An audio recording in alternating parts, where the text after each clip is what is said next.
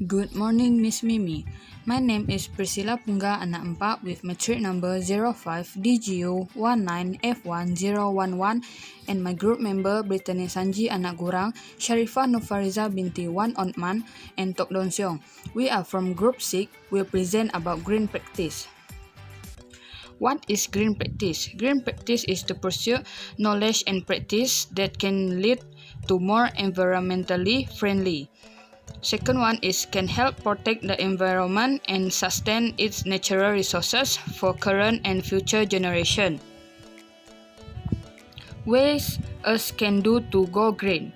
Firstly is adopt reusable bag practice. Take reusable bag to the store with you to grocery shop instead of opting for paper and plastic. Second one is power down. Turn off light and other electronic when you are not using it or not in a room. Next is walk or bike more. In addition to helping you live a healthier lifestyle, trying to cut down on driving can help the environment and save you a lot of money as well. Next is save energy. Set your thermostat a few degrees lower or air conditioner a few degrees higher. Next is recycle. Recycle paper product, plastic or upcycling all items. It is important to think about which trash can be saved from a landfill. Last one is nix bottled water. Reuse all bottle or purchase water bottle that you can refill instead of tossing out a new bottle. That's all from me. Thank you. Assalamualaikum dan salam sejahtera. Pada hari ini saya akan membentangkan tentang kebaikan amalan hijau. Kebaikan amalan hijau yang pertama ialah faedah ekonomi. Orang cenderung mengaitkan kehijauan dengan kenaikan kos kewangan dan walaupun mungkin ada kos pendahuluan, kenyataannya adalah bahawa dalam jangka panjang wang akan disimpan. Sumber tenaga boleh diperbaharui, mengurangkan penggunaan tenaga dan menurunkan bil elektrik. Beberapa negeri malah menawarkan insentif kepada mereka yang membuat rumah dan bangunan hijau. Inisiatif hijau juga mewujudkan peluang pekerjaan baru. Pada dasarnya, inisiatif hijau dapat mengurangkan kos. Kebaikan yang kedua ialah manfaat kesihatan. Keutamaan untuk pergi ke arah hijau menghasilkan pengurangan pencemaran udara dan racun persekitaran yang bermaksud udara yang lebih bersih untuk bernafas. Organisasi Kesihatan Sedunia WHO mendedahkan satu kajian yang menunjukkan bahawa pencemaran udara menyebabkan kira-kira 2 juta kematian pramatang setiap tahun di seluruh dunia. Orang yang sihat adalah orang yang produktif. Kesihatan persekitaran kita mempengaruhi kesihatan manusia. Kebaikan yang ketiga ialah faedah alam sekitar. Alam sekitar memberi manfaat apabila orang membuat pilihan yang mendorong perkara seperti pertanian organik, penggunaan tanah yang bertanggungjawab dan pemeliharaan habitat. Sebagai contoh, pertanian organik mengurangkan pelepasan gas rumah hijau dan mengurangkan pencemaran udara. Pemeliharaan pokok bermaksud kualiti udara yang lebih baik.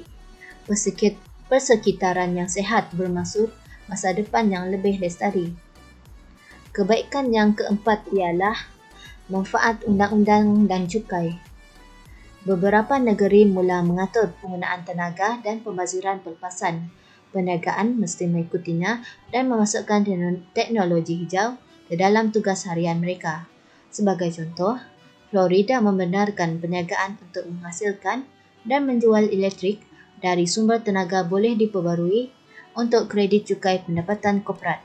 Di peringkat persekutuan, IRS menawarkan perniagaan dengan kereta syarikat hybrid untuk mengambil kredit kenderaan bermotor alternatif dengan cukai persekutuan. Kerajaan persekutuan juga membenarkan syarikat menerima kredit cukai sehingga 30% untuk penggunaan tenaga suria dan angin.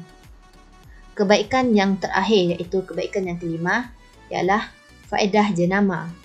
Ada yang boleh dikatakan untuk membuat jenama yang terkenal dengan pengawasan alam sekitar dengan mengambil langkah aktif yang mengutamakan kesihatan planet ini. Pengguna selalu akan membeli produk, tetapi ada faedah emosi yang sama dengan mengetahui bahawa pembelian juga baik untuk persekitaran. Perniagaan yang telah beralih ke inisiatif hijau melihat respon positif dari pengguna.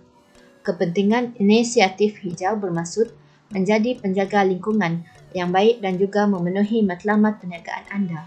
Kedua-duanya boleh dilakukan. Sekian, terima kasih. Hello, good morning, Puan. My name is To Tong Xiong. My maintain number is 05DGU19F1005. I will talk about advantage of green practice.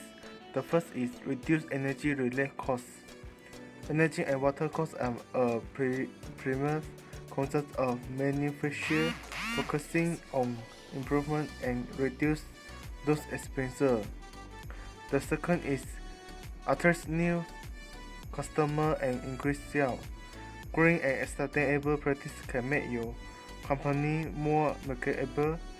Consumers are more conscious of the environment, and making improvement strengthen your reputation.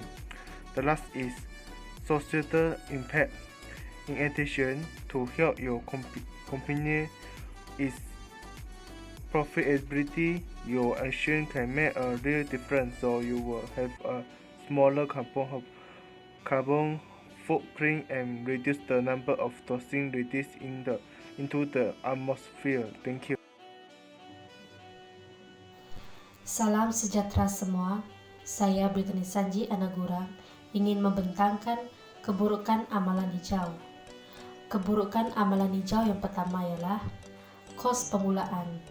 Contohnya, memasang bumbung baru atau penebat baru untuk mengelakkan haba keluar dari rumah akan dianggap sebagai pembaikan rumah hijau, tetapi memerlukan sejumlah besar wang untuk menyelesaikan kerja.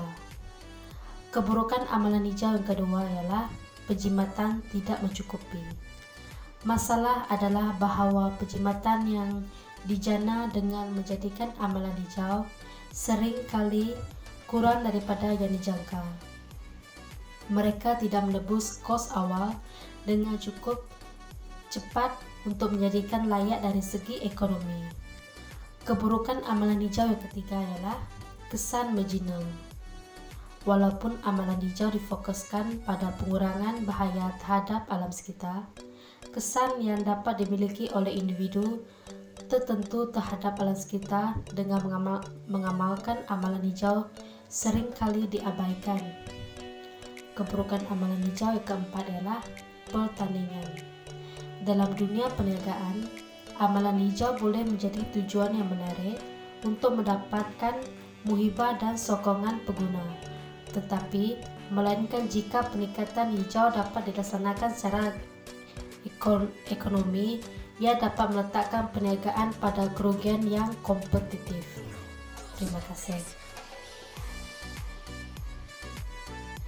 Kesimpulan, sebagai masyarakat yang bertanggungjawab, kita mesti bekerjasama untuk memelihara kelestarian alam sekitar dengan memperhatikan amalan hijau dalam kehidupan kita. Dengan ini, persekitaran kita akan dilindungi dari kerosakan. Pada masa yang sama, kesehatan kita juga akan terjamin dengan penerapan amalan hijau. Terima kasih.